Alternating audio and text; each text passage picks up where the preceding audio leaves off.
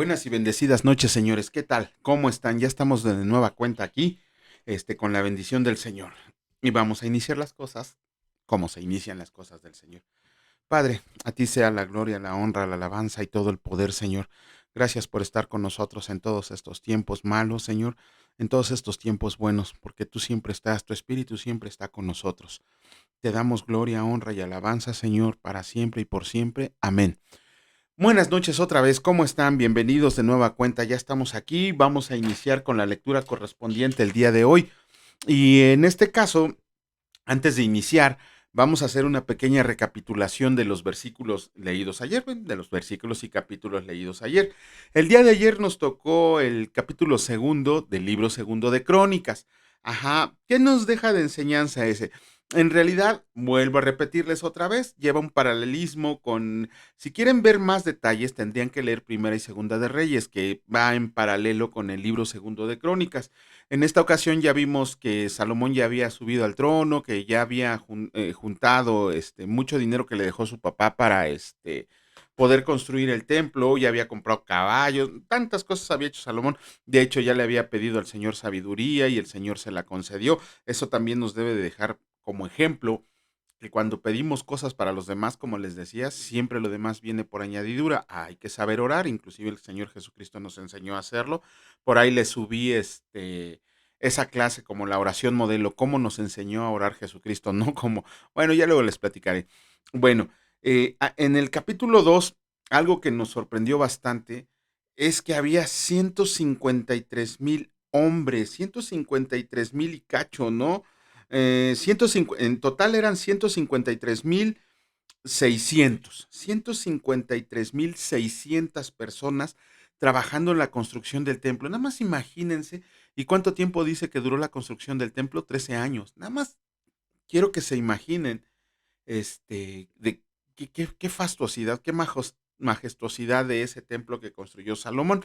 Lo único, digamos, el granito en el arroz fue que los 153,000 personas que trabajaron en la construcción del templo del Señor, en acarrear materiales, en hacerlo y todo esto, eran los hombres cananeos que habían quedado de cuando conquistaron la tierra, ¿no?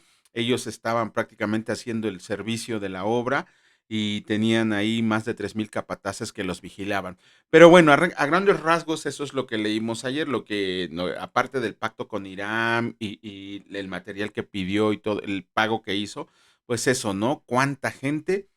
Miren, cómo este plan nos encantó, el plan de este año, porque pareciera ser que todos los capítulos se conectan entre sí. Aquí estamos viendo que prácticamente eran esclavos los que estaban construyendo el templo.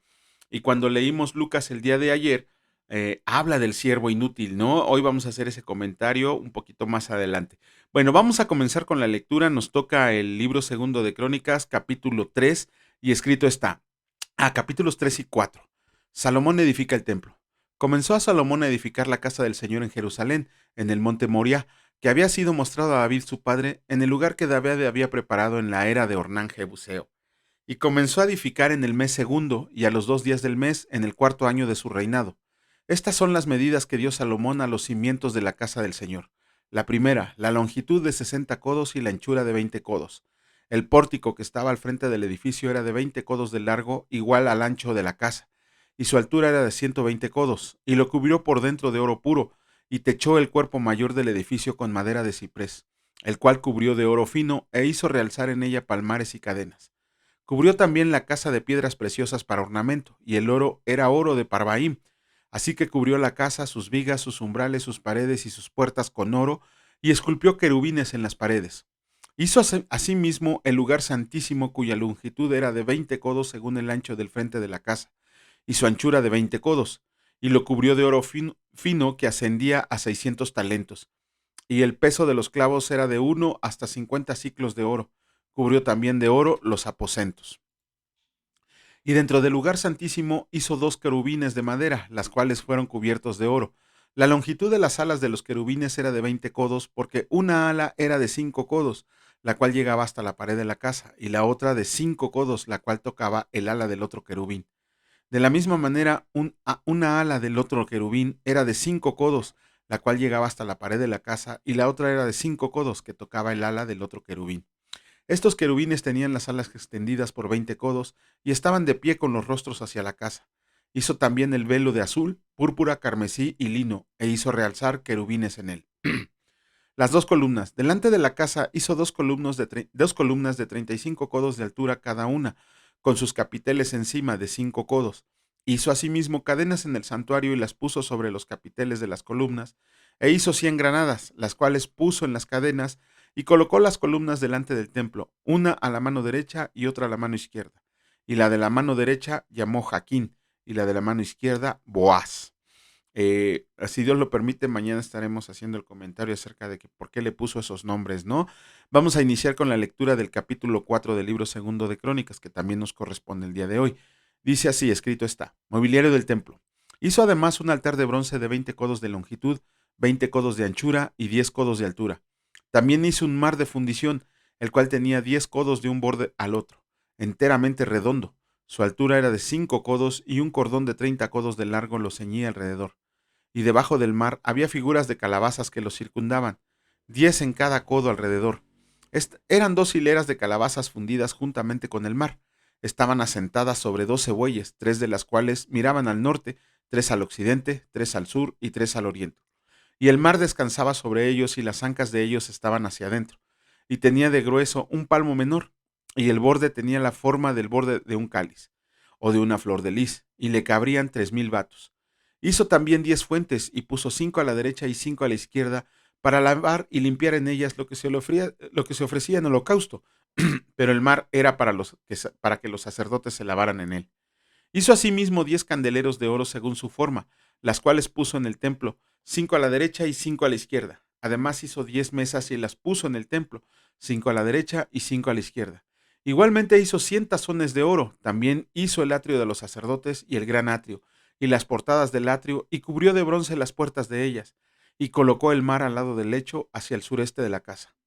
Hirán también hizo calderos y palas y tazones, y acabó Hiram la obra que hacía el rey Salomón para la casa de Dios. 2 columnas y los cordones, los capiteles sobre las cabezas de las 2 columnas, y 2 redes para cubrir las 2 esferas de los capiteles que estaban encima de las columnas. 400 granadas en las 2 redes, 2 hileras de granadas en cada red, para que cubrieran las 2 esferas de los capiteles que estaban encima de las columnas. Hizo también las basas sobre las cuales colocó las fuentes, un mar y los 12 bueyes debajo de él, y calderos, palas y garfios, de bronce muy fino, hizo todos sus enseres Hiram Abí al rey Salomón para la casa del Señor. Los fundió el rey en los llanos del Jordán, en tierra arcillosa, entre Sucot y Seredata. Y Salomón hizo todos estos enseres en número tan grande que no pudo saberse el peso de bronce. Así hizo Salomón todos los utensilios para la casa de Dios y el altar de oro, y las mesas sobre las cuales se ponían los panes de la proposición. Asimismo, los candeleros y sus lámparas de oro puro, para que los encendieran delante del lugar santísimo, conforme a las ordenanzas. Las flores, lamparillas y tenazas se hicieron de oro finísimo. También las despabiladeras, los lebrillos, las cucharas y los incensarios eran de oro puro. Y de oro también la entrada de la casa, sus puertas interiores para el lugar santísimo y las puertas de la casa del templo. Bueno, con eso acabamos la lectura correspondiente de hoy. 2 capítulos muy cortitos del libro segundo de Crónicas para que lo acabemos exactamente el 31 de diciembre. Y ahora, pues vamos a pegar el brinco hasta el libro de Nahum. De hecho, ayer comenzamos la lectura del libro de Nahum con el capítulo 1. Hoy nos corresponde el capítulo 2 de Nahum, pero pues vamos a hacer un pequeñísimo comentario acerca de lo que vimos en el capítulo 1 de Nahum, que ya vimos que a grandes rasgos lo que Nahum profetizó fue la destrucción de Nínive, 100 años después de que Jonás la predicara y que el Señor les perdonara la vida prácticamente. Aquí estamos viendo que ya no iba a haber vuelta atrás y que Nahum se encargó de profetizarles. Luego Nahum empieza a enseñarnos que Dios es un Dios celoso y es un Dios vengador, ¿no? Pero sobre de esas cualidades también Nahum pone énfasis en que Dios es lento para la ira y grande en misericordia y grande en poder. Eh, eh, eh, Nunca me voy a cansar de repetirles ese versículo de Pedro que dice que el Señor no retarda su promesa según algunos la tienen por tardanza, porque no quiere que nadie se pierda, sino que todos se salven. les dio oportunidad 100 años, una generación completa, para que ellos se pudieran seguir en el camino de arrepentimiento que había iniciado con Jonás. No lo hicieron así y el Señor estaba a punto de mandarle el castigo. Ujú. Este, ya el Señor, bueno, por medio de Nahum, el Señor les estaba advirtiendo que ya no había vuelta atrás, toda la ciudad de Nínive iba a ser destruida de una manera brutal, ¿no? Porque, como les comentaba el día de ayer, de Nínive no quedó nada, no quedó absolutamente nada, que hasta el día de hoy los arqueólogos ya no recuerdan la ubicación original de la ciudad de Nínive, como que así, como que bueno, son puras piedras sobre piedras, ¿no? Pero bueno, vamos a continuar con la lectura. En esta ocasión nos toca el capítulo 2 del libro de Nahum y escrito está: Subió destruidor contra ti, guarda la fortaleza, vigila el camino, cíñete los lomos, refuerza mucho tu poder, porque el Señor restaurará la gloria de Jacob como la gloria de Israel, porque saqueadores la saquearon y estropearon sus mugrones. El escudo de sus valientes estará enrojecido, los varones de su ejército vestidos de grana, el carro como fuego de antorcha en el día que se prepare. Temblarán las sayas, los carros se precipitarán a las plazas, con estruendo rodarán por las calles, su aspecto será como antorchas encendidas, correrán como relámpagos.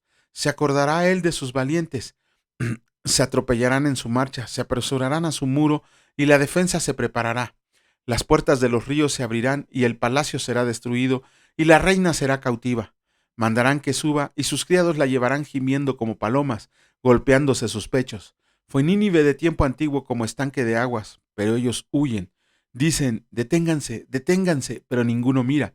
Saquean la plata, saquean oro, no hay fin de las riquezas y suntuosidad de toda clase de efectos codiciables. Vacía, agotada y desolada está. El corazón desfallecido, temblor de rodillas, dolor en las entrañas, rostros demudados.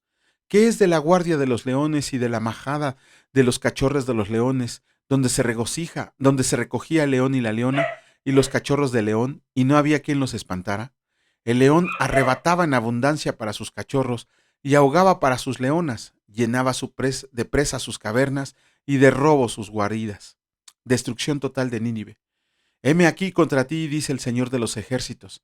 Encenderé y reduciré a humo tus carros, y espada devorará tus leoncillos, y cortaré de la tierra tu robo, y nunca más se oirá la voz de tus mensajeros. Uh, bueno, sí, el Señor es tardo para la ira y grande en misericordia, pero también el Señor de que dice hasta aquí, así que hay que tener mucho cuidado. Recuerden lo que dice la palabra de Dios en Hebreos, ¿no? Dios nos libre de caer en manos de un Dios airado. Airado significa enojado. Imagínense nada más eso, ¿no? Bueno, vamos a continuar con la lectura. En esta ocasión nos tocaría el capítulo 18 del Evangelio de Lucas, pero antes vamos a hacer un pequeñísimo comentario acerca de lo que no, de lo que nos dejó Lucas el día de ayer. Estábamos leyendo, bueno, les estaba explicando que la construcción del templo fue hecha por hombres cananeos que habían quedado de la conquista de la tierra de Canaán, los que Dios había mandado eliminarlos completamente, pero no lo hicieron así y los utilizaron como siervos para la construcción del templo. Pero ellos eran siervos que solo hacían lo que se les pedía. Bueno, de hecho, cada esclavo, aun y por muy a gusto que viviera con su señor, siempre solo hace lo que se le dice, ¿no? Si le dice ve para allá, allá se va y allá se queda, no hace nada más. Si le dice ven para acá, viene para acá a recibir órdenes para ver qué es lo que va a hacer. Y de eso nos estaba hablando Lucas cuando ya por los versículos del 7 al 11 creo, 7 al 10 nos habla de que somos siervos inútiles, porque nada más hacemos lo que se nos dice. Ajá.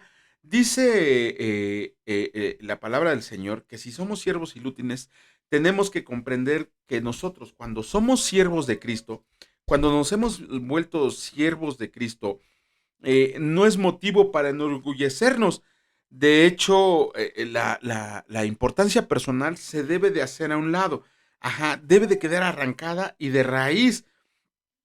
Inclusive en el contexto de la palabra se nos enseña que debería de haber un sentimiento de indignidad, de que no somos buenos siervos.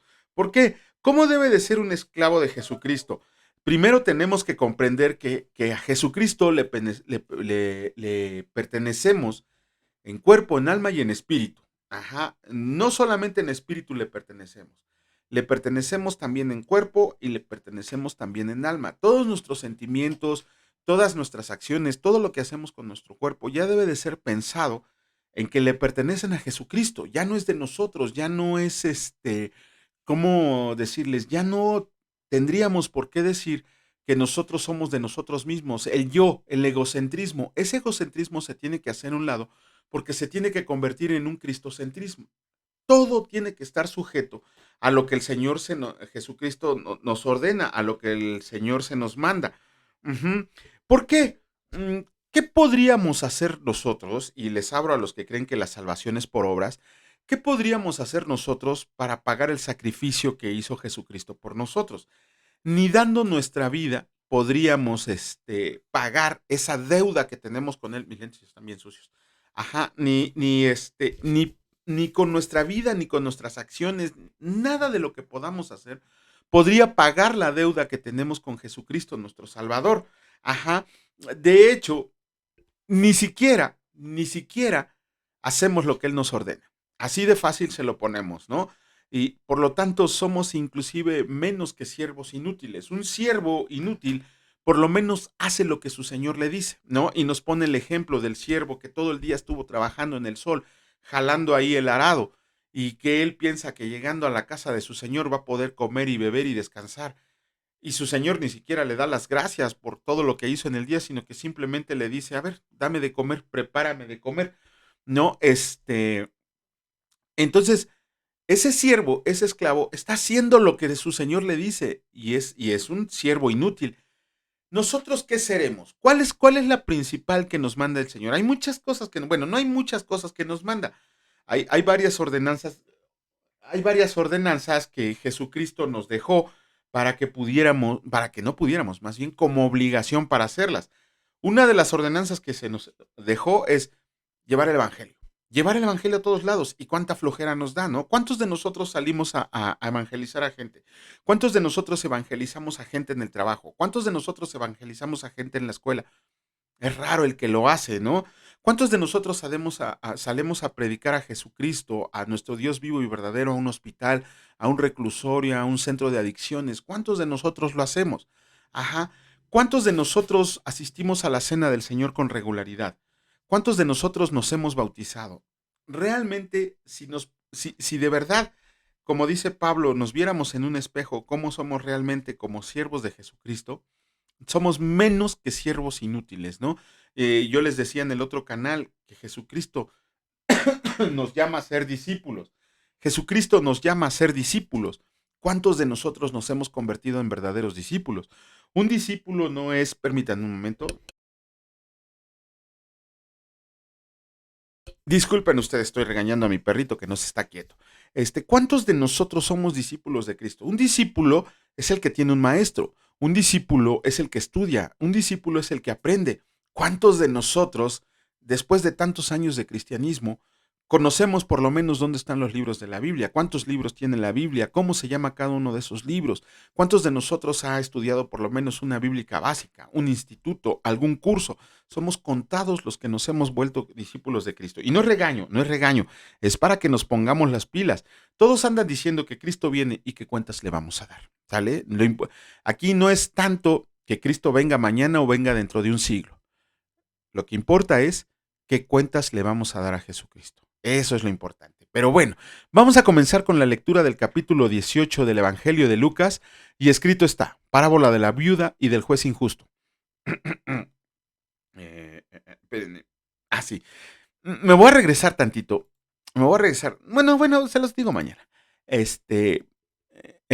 Capítulo 18, Evangelio de Lucas, escrito está, parábola de la viuda y del juez injusto. También le refirió Jesús una parábola sobre la necesidad de orar siempre y no desmayar, diciendo, habla en una ciudad un juez que ni temía a Dios ni respetaba a hombre. Había también en aquella ciudad una viuda, la cual venía a él diciendo, hazme justicia de mi adversario. Y él no quiso por algún tiempo, pero después dijo dentro de sí, aunque ni temo a Dios ni tengo respeto a hombre, sin embargo, porque esta viuda me es molesta, le haré justicia, no sea que viniendo de continuo me agote la paciencia. Y dijo el Señor, oigan lo que dijo el juez injusto, ¿y acaso Dios no hará justicia a sus escogidos que claman a él día y noche? ¿Se tardará en responderles? Les digo que pronto les hará justicia, pero cuando venga el Hijo del Hombre, ¿hallará fe en la tierra? Parábola del fariseo y el publicano. A unos que confiaban en sí mismos como justos y menospreciaban a los otros, dijo también esta parábola. Dos hombres subieron al templo a orar, uno era fariseo y el otro publicano. El fariseo, puesto en pie, oraba consigo mismo de esta manera: Dios, te doy gracias porque no soy como los otros hombres, ladrones, injustos, adúlteros, ni aun como este publicano. Ayuno 2 veces a la semana, doy diezmos de todo lo que gano. Mas el publicano, estando lejos, no quería ni aun alzar los ojos al cielo, sino que se golpeaba el pecho diciendo: Dios, sé propicio a mí, pecador. Les digo que éste descendió a su casa justificado antes que el otro, porque cualquiera que se enaltece será humillado, y el que se humilla será enaltecido. Jesús bendice a los niños. Traían a él los niños para que los tocara, lo cual, viendo los discípulos, los reprendieron. Mas Jesús, llamándolos, dijo: Dejen a los niños venir a mí, y no se lo impidan, porque de los tales es el reino de Dios. De cierto les digo que el que no recibe el reino de Dios como un niño, no entrará en él. El joven rico. Un hombre principal le preguntó diciendo: Maestro bueno, ¿qué haré para heredar la vida eterna? Jesús le dijo: ¿Por qué me llamas bueno? Ninguno hay bueno sino solo Dios. Los mandamientos sabes: no adulterarás, no matarás, no hurtarás, no dirás falso testimonio, honra a tu padre y a tu madre. Él dijo: Todo esto lo he guardado desde mi juventud. Jesús, oyendo esto, le dijo: Aún te falta una cosa. Vende todo lo que tienes y dalo a los pobres, y tendrás tesoro en el cielo, y ven, sígueme. Entonces él, oyendo esto, se puso muy triste, porque era muy rico. Al ver Jesús que se había entristecido mucho, dijo: Cuán difícilmente entrarán en el reino de Dios los que tienen riquezas, porque es más fácil pasar un camello por el ojo de una aguja que entrar un rico en el reino de Dios. Y los que oyeron esto dijeron: ¿Quién pues podrá ser salvo? Él les dijo: Lo que es imposible para los hombres es posible para Dios. Entonces Pedro dijo: He aquí, nosotros hemos dejado nuestras posesiones y te hemos seguido. Y él les dijo: De cierto les digo que no hay nadie que haya dejado casa, o padres, o hermanos, o mujer, o hijos por el reino de Dios, que no haya de recibir mucho más en este tiempo y en el siglo venidero la vida eterna. Nuevamente Jesús anuncia su muerte. Tomando Jesús a los 12 les dijo: He aquí subimos a Jerusalén, y se cumplirán todas las cosas escritas por los profetas acerca del Hijo del Hombre, pues será entregado a los gentiles y será escarnecido y afrentado y escupido, y después que le hayan azotado, lo matarán, mas al tercer día resucitará. Pero ellos nada comprendían de estas cosas, y esta palabra les era encubierta, y no entendían lo que les decía. Un ciego de Jericó recibe la vista. ¡Oh! Aconteció que acercándose Jesús a Jericó, un ciego estaba sentado junto al camino mendigando, y al oír a la multitud que pasaba, preguntó qué era aquello, y le dijeron que pasaba Jesús Nazareno. Entonces dio voces diciendo: Jesús, hijo de David, ten misericordia de mí. Y los que iban delante le reprendían para que callara, pero él clamaba mucho más: Hijo de David, ten misericordia de mí. Jesús entonces, deteniéndose, mandó traerlo a su presencia, y cuando llegó le preguntó diciendo: ¿Qué quieres que te haga? Y él le dijo: Señor, que reciba la vista. Jesús le dijo: Recíbela, tu fe te ha salvado. Y luego vio y le seguía, glorificando a Dios, y todo el pueblo, cuando vio aquello, dio alabanza a Dios. Híjole, de aquí les iba a hacer un comentario, pero mejor, ahorita que edite el video, precisamente en este tiempo, en el minuto 23, les voy a poner la historia del ciego, la historia del ciego. Aquí tendremos que hacer un paralelo con la historia de Marcos. Él también tiene registrado este pasaje, nada más que Marcos sí le da nombre, el ciego Bartimeo. Nos vamos a dar cuenta eh, qué tanto implica cuando Jesucristo en el versículo 41 le pregunta: ¿qué quieres que te haga? ¿No? Casi, casi el ciego le dijo: estás viendo y no ves, ¿no? Pero ¿por qué Jesucristo le contestó: ¿qué quieres que te haga? Cuando edite el video se lo subo. Bueno, vamos a continuar con la lectura del día de hoy. En esta ocasión nos toca el capítulo 3, el capítulo 3 de la carta de Juan. Ahí vamos bien rápido. Bueno, como les decía, ¿no? Es que ya es ¿cómo se llama? Ya estamos en diciembre, nos faltan muy poquitos libros. De hecho, sí leímos toda la palabra de Dios, sí la leímos toda. De hecho, el Nuevo Testamento lo vamos a leer 2 veces. Y el Evangelio de Lucas y el Evangelio de Juan lo vamos a leer 3 veces. El libro de Salmos lo leímos 2 veces y el Antiguo Testamento completito lo leímos una vez. O sea, fue un plan maravilloso que no sé, ya el Señor me dirá si continuamos con este plan el año que entra o si el Señor nos da la oportunidad de extendernos un poquito más en los comentarios, aunque leamos un poquito menos de la palabra, que la leamos completa durante todo el año, pero que la leamos un poquito menos. Bueno, bueno, antes de iniciar con la lectura, vamos a hacer un pequeño comentario de el capítulo leído ayer en el libro de Juan. Esto me encanta a mí, porque el día de ayer estábamos comentando que somos pecadores por naturaleza, que aquel que dice que no ha pecado, ¿cómo se llama? Está siendo no solo mentiroso, sino también está siendo mentiroso a Dios. Pero yo luego en el capítulo 2, Juan nos dice, ok, está bien, de repente se le van las cabras y ustedes, ¿cómo se llama? Dicen que no han pecado. Y de repente se acuerdan, ay, no, sí es cierto, sí pequé. Bueno, la palabra inclusive dice que tenemos abogado delante del Padre, Jesucristo nuestro Señor. ¿Qué es un abogado? Ustedes que ojalá nunca hayan tenido en la vida y esperemos que nunca tengan problemas que necesiten un abogado, aunque aquí está su servidor, que tiene de profesión a ser abogado.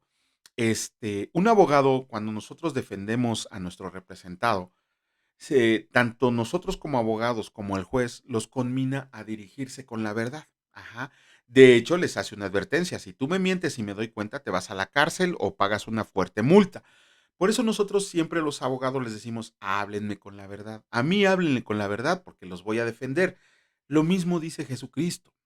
¿Por qué son mentirosos? Hablen con la verdad, tienen pecado. ¿Pero qué creen? Aquí estoy yo que soy su abogado para representarlos ante el Padre. Recuerden que cuando venga el juicio, no juicio para condenación de nosotros, eso lo vamos a ver en Apocalipsis, pero siempre está Satanás como acusador. Ajá, ¿quién es el que nos va a defender? Jesucristo nuestro Señor. Él es nuestro abogado y en Él debemos confiar y debemos de ser siempre veraces, siempre, siempre veraces. Si algún día tienen algún problema legal, aparte de contactar a su servidor para una asesoría, siempre, siempre hablen con la verdad. Nunca escondan nada, porque por esa mentira pueden perder un juicio. Y por una mentira, acuérdense que ayer les hablaba que la blasfemia contra el Espíritu Santo es cualquier pecado no confesado. Ajá. Entonces, siempre hablen con la verdad cuando hablen con el Señor. No encubran nada. Bueno, después Juan, ya para no hacérselas tan larga, para que se vayan a dormir, Juan nos está dando unos pasos para que podamos tener una comunicación efectiva con el Señor. El primer paso que nos da es guardar sus mandamientos. El segundo, guardar su palabra. Y el tercero, andar como él anduvo. Como él anduvo. Guardar sus mandamientos. ¿Cuáles son sus mandamientos? Hace ratito se los estaba mencionando. Por eso les digo que este plan me encantó. Aunque muy largo, pero muy, muy, muy relacionado los capítulos. Guardar sus mandamientos. Ok, cena del Señor, bautizar, llevarle el Evangelio, convertirse en discípulos de Cristo, porque en el mismo Mateo 28, capítulos 19 al 20, dice, vayan y enseñen todas estas cosas, que guarden todas estas cosas como yo se los he enseñado. Y dicen ustedes que no es necesario estudiar la Biblia. Bueno, dicen algunos que no es necesario estudiar la Biblia. Guardar su palabra. Toda su palabra es verdad. Jesucristo en Juan 17, en su famosa oración por todos nosotros, dice, porque tu palabra es verdad. Así dice de Dios Jesucristo, porque tu palabra es verdad. Entonces tenemos que guardar cada una de las cosas que nos enseña la palabra de Dios. Y la otra, andar como Él anduvo. ¿Cómo es andar como Él anduvo? Si no leemos la Biblia, no vamos a saber cómo anduvo Jesucristo cuando vino como el Salvador de todos nosotros. De la misma manera que vivió Cristo, así debemos de vivir cada uno de nosotros. Vamos a comenzar con la lectura. En esta ocasión nos toca el capítulo 3 de la carta de Juan y escrito está: Hijos de Dios, miren cuál amor nos ha dado el Padre, para que seamos llamados hijos de Dios. Por esto el mundo no nos conoce, porque no le conoció a Él. Amados, ahora somos hijos de Dios y aún no se ha manifestado lo que hemos de ser, pero sabemos que cuando Él se manifieste, seremos semejantes a Él porque le veremos tal como Él es. Y todo aquel que tiene esta esperanza en Él se purifica a sí mismo, así como Él es puro. Todo aquel que comete pecado infringe también la ley, pues el pecado es infracción de la ley y saben que Él apareció para quitar nuestros pecados. No hay pecado en Él. Todo aquel que permanece en Él no peca. Todo aquel que peca no le ha visto ni le ha conocido. Hijitos, nadie los engañe. El que hace justicia es justo como Él es justo. El que practica el pecado es del diablo, porque el diablo peca desde el principio. Para esto apareció el Hijo de Dios, para deshacer las obras del diablo. Todo aquel que es nacido de Dios no practica el pecado, porque la simiente de Dios permanece en él y no puede pecar, porque es nacido de Dios. En esto se manifiestan los hijos de Dios y los hijos del diablo. Todo aquel que no hace justicia y que no ama a su hermano no es de Dios, porque este es el mensaje que han oído desde el principio, que nos amemos unos a otros, no como Caín, que era del maligno y mató a su hermano. ¿Y por qué causa le mató? Porque sus obras eran malas y las de su hermano justas. Híjole, si no me acuerdo, nada más quiero que vean. Aquí Juan, el discípulo amado, el que quería descender fuego sobre una ciudad, nos está diciendo, o eres hijo de Dios o eres hijo del diablo. Ni siquiera nos dice hijos del mundo, ¿no? Nos dice, o eres hijo de Dios o eres hijo del diablo. Ah, nanita. Hermanos míos, no se extrañen si el mundo los aborrece. Nosotros sabemos que hemos pasado de muerte a vida. ¿En qué amamos a los hermanos? El que no ama a sus hermanos permanece en muerte. Todo aquel que aborrece a su hermano es homicida, y saben que ningún homicida tiene vida eterna permanente en él. En esto hemos conocido el amor, en que Él puso su vida por nosotros. También nosotros debemos poner nuestras vidas por los hermanos. Pero el que tiene bienes de este mundo y ve a su hermano tener necesidad y cierra contra él su corazón, ¿cómo mora el amor de Dios en él? Hijitos míos, no amemos de palabra ni de lengua, sino de hecho y en verdad. Y en esto conocemos que somos de la verdad y aseguremos nuestros corazones delante de Él. Pues si nuestro corazón nos reprende, mayor que nuestro corazón es Dios, y Él sabe todas las cosas. Amados, si nuestro corazón no nos reprende, confianza tenemos en Dios, y cualquiera cosa que pidiéramos la recibiremos de Él, porque guardamos sus mandamientos y hacemos las cosas que nos son agradables delante de Él, que son agradables delante de Él, y este es su mandamiento, que creamos en el nombre de su Hijo Jesucristo y nos amemos unos a otros como nos los ha mandado, y el que guarda sus mandamientos permanece en Dios y Dios en él. Y en esto sabemos que Él permanece en nosotros por el Espíritu que nos ha dado. Increíble. Bueno, pues con eso, señores, terminamos la lectura del día de hoy. Estuvo cortita, estuvo tranquila. Espero no aburrirlos. Ojalá, podamos seguir, todo el tiempo que el Señor nos tenga aquí enfrente. Yo pensaba hacer esto en ocasiones y el Señor ya me puso a hacerlo diario y gozo, con gozo. La verdad, la lectura la hacemos con gozo. No hay nada más reconfortante que estudiar, aprender y leer la palabra de Dios. Padre, en el nombre de Cristo, te damos gracias por esta semana que termina, porque sabemos que tú estuviste a nuestro lado en cada uno de nuestros momentos. Gracias por todas las bendiciones que recibimos y las que vamos a recibir, Señor, porque tú ya las has manifestado. Te agradecemos por el tiempo que nos das, por la oportunidad que nos das de estar leyendo tu palabra y sobre todo te pedimos que nunca apartes tu bendición sobre todos aquellos hijos tuyos que la escuchan y que la llevan a cabo, Señor, porque no solo tenemos que ser escuchadores de la palabra, sino que tenemos que ser hacedores de la palabra. Te pedimos, Señor, que en esta semana que entra no te apartes de nuestro lado. No queremos salir de casa si tú no sales con nosotros, que nos acompañes siempre, Señor, que nos pongas en el corazón las ganas de seguir adelante, que nos des fuerza para seguir siempre, siempre en tu camino y que tu misericordia esté siempre con nosotros. Toda la gloria, toda la alabanza y todo el poder sean siempre para ti por los siglos de los siglos. Amén. Que Dios los bendiga, señores. Si Dios lo permite, nos vemos el día de mañana. Cuídense mucho y hasta mañana.